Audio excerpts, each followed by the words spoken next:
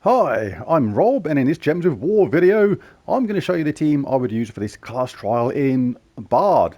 You just fight these champions, any order you like, get them out of the way. As soon as all 5 are defeated, you will move on to the next set. It will be slightly harder than the last set. Collect your rewards as you go along, get extra Bard XP, so if you're still going towards level 100 on this, this is definitely worth doing because every little helps, and you get gems and gold at the same time. And Orb of Chaos is the ultimate reward at the end. Very nice indeed. Tier 1, always worth grabbing. Grab that if you can afford the gems. It's going to get a Potion of Enchantment, which means your troops will start enchanted at the start of each and every battle. More Bard XP, more troops. Really good if you're a newer player. More gold, more souls, more class trials, which means more battles.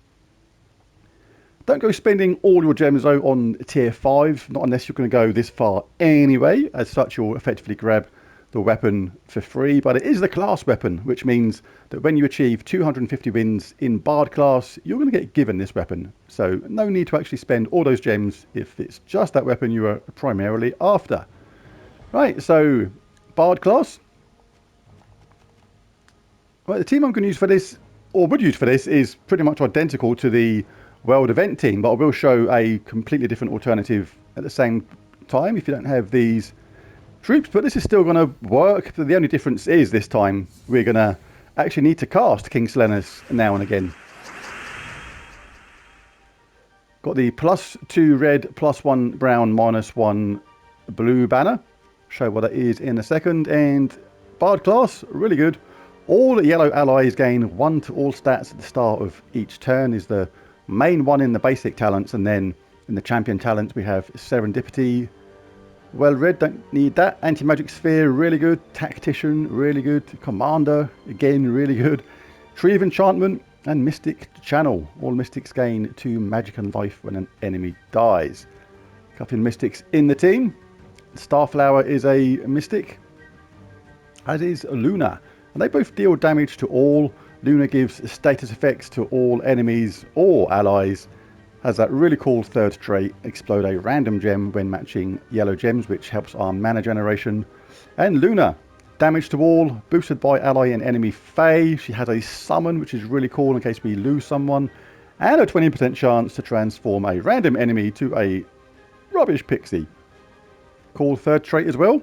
50% chance to fairy fire a random enemy at the start of my turn, means that basically they're going to receive extra damage from the spells from Starflower, from Luna and King Selenus and anybody else who casts a spell. So really good. Just grab enough to get whoever your preferred death dealer up. Better to be Luna or Starflower because they deal damage to all. But the weapon will really get mana for the team quickly if that's the only colours which are available. Obviously we'll grab those 4 matches, gives you gold at the same time. Get that Raven there, the Val Raven that was in 3rd spot. Kill that before it flies away and you get an extra couple of class sigils. There they are.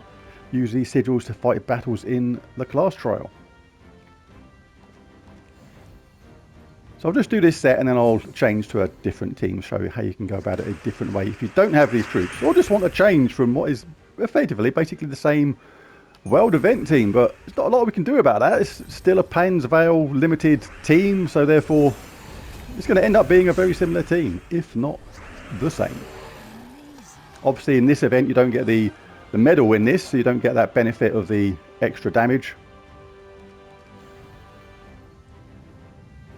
But this team's going to do plenty of damage anyway. And that World Event team, I don't think I've still got to the point where I'm casting King Selenus. And that's a decent amount of splash damage. And I don't think I ever got to a point where I was casting the Glaive of Many Goats either for that damage. I was doing it for the mana gen. But with that combination and the fact that the Glaive of Many Goats will not only do damage to an enemy, but also charge up Luna and Starflower again for a second cast when you need it. This team is still going to be really good for this event.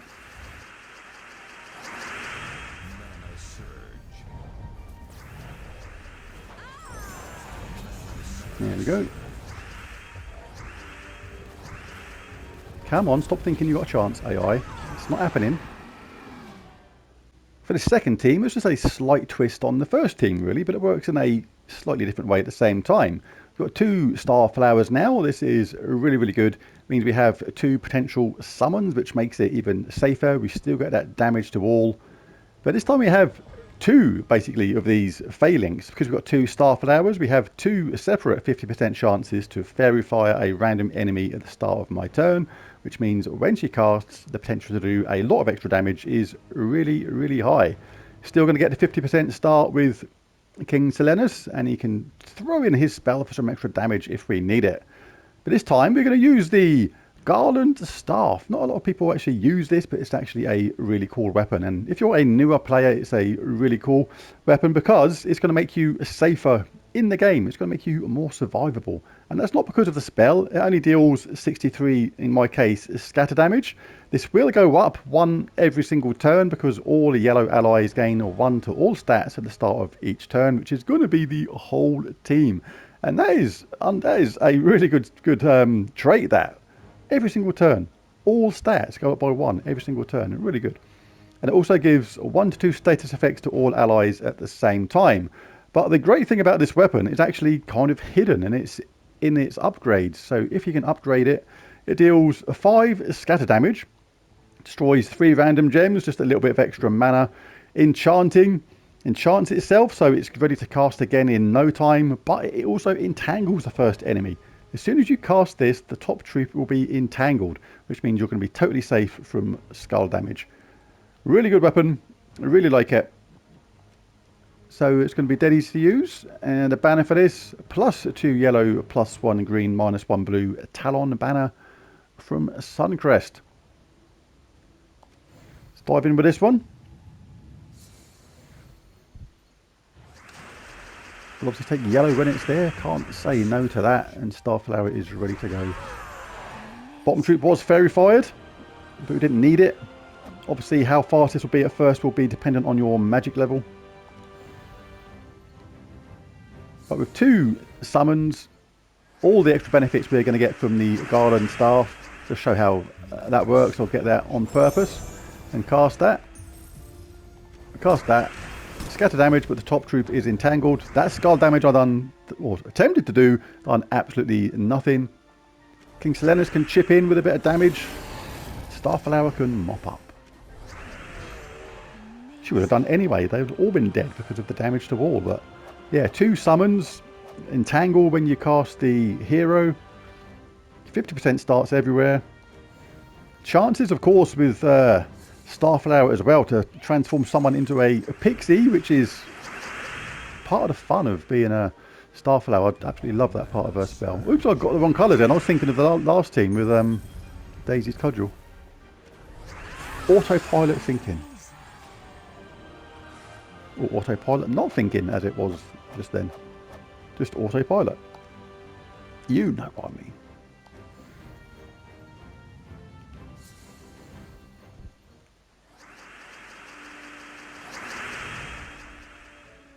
And we'll just grab that then. If something we really want isn't there, we can cast that anyway. Get that entangle going with the 50% star and the fact that we have the potion of enchantment. We'll be ready to go in no time. But if you target a spell with King Silenus, it's always good to make sure you hit anybody that's been affected by the fairy fire. They're going to pick up 50% extra damage because of that.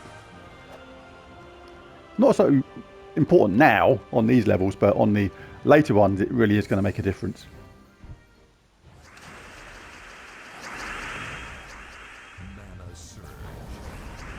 Yep, you got that one hit in, but you ain't doing it no more because you are entangled, buddy. And now you are dead. Just Hindler to go. Well, there's my video and there's my teams for this. If you do go the 2 times lunar route, the advantage to that is you explode a random gem when matching yellow. So you'll be exploding 2 random gems, which is really good.